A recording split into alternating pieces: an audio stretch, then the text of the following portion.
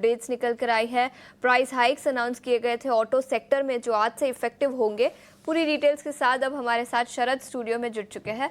शरद, good morning. बताएं कौन से वो स्टॉक्स होंगे जो खबरों और ऑपरेशनल अपडेट्स के दम पर आज फोकस में होंगे। Good morning Ashisha. सबसे पहले जो है Q4 अपडेट्स की बात कर लेते हैं। तो यहाँ पे ऑफ कोर्स देखें तो टाइटन के अपडेट्स जो है स्ट्रॉन्ग आए हैं Q4 के। ज्वेलरी सेगमेंट लगभग 25% ईयर ऑन ईयर बेसिस पे बढ़ा है। वॉचेज, आई केयर सेगमेंट में भी अच्छी इंप्रूवमेंट आई है। एक ट्रेंड नोटिस किया हमने और हम आपको पहले ही बता दे रहे हैं क्योंकि यहाँ पे एक्शन देखने मिल सकता है। ध्यान से सुनिएगा। ज्वेलरी स्टॉक्स में जो है वैल्यू रिटेल में हमने देखा last week Q4 update strong आया था। इस हफ्ते जो है ज्वेलरी के भी अपडेट स्ट्रॉन्ग आ रहे हैं।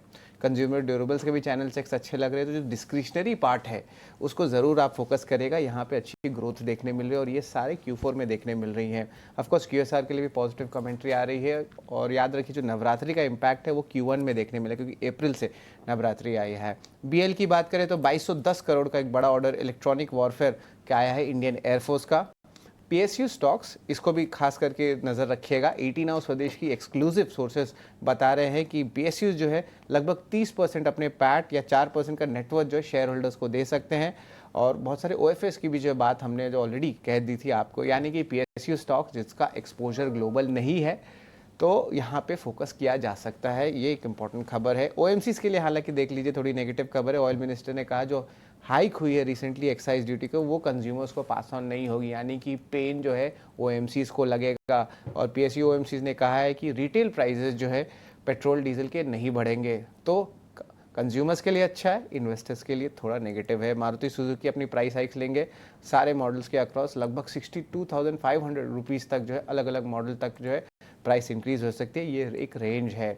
इतने वॉलेटाइल मार्केट में एक इंपॉर्टेंट ब्लॉक डील भी आया था जहां पे साइंट में HDFC म्यूचुअल फंड ने लगभग 6 लाख शेयर्स की एक्विजिशन की है।